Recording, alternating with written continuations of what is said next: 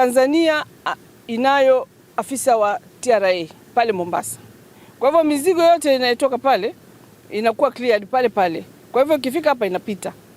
Lakini Kenya haina afisa wa TRA wa KRA bandari ya Tanga. Kwa maana hiyo mtu akija na mizigo pale inabidi sasa asubirie pale. Na ni jambo ambalo tulitakiwa kama nchi za Afrika Mashariki kuweza kuharmonize. Wakiwa na mmoja Mombasa na wapili na Wakenya pia wepo Tanga. Na hicho kitu ndio tunakisukuma sasa.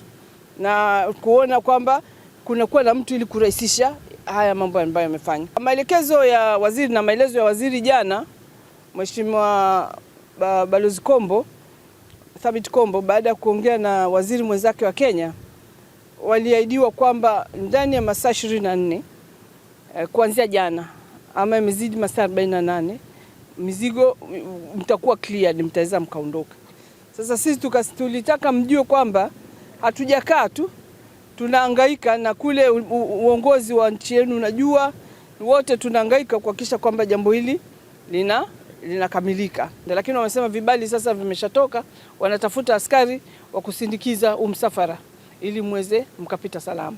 Upande wa Tanzania mzigo huu umeshamaliza taratibu zote za kuvuka mpaka, lakini changamoto iko upande wa Kenya ambao ndio bado wanaendelea kufanya taratibu za vibari, na pia katika kusema nao wamesema kwamba wako mbioni kukamilisha taratibu hizo. Tulikuja mnamo tarehe 16 tukaenda Tanga hapo bandarini na tukafanikiwa kubeba mzigo, na hatuko na changamoto ni yote huko, lakini tulipofika hapa mpakani ndio kidogo kulikuwa na tashwishi.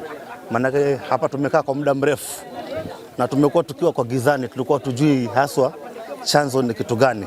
Tunavyosisitiza na tufanyie hila tutoke hapa, maana hiyo mzigo kulingana na ile mafunzo tulipeleka bandarini kwenda kutufundisha ni mzigo hatari, haitakani kuwa na wananchi karibu. Moto tunayo hapa kubwa ni hii shida yenye tulipata hii na hali yenye tukomo sasa hivi. Magari mengi hapa na hii ni hatari tumebeba. Tujabeba ati mizigo tutakula sisi hapa.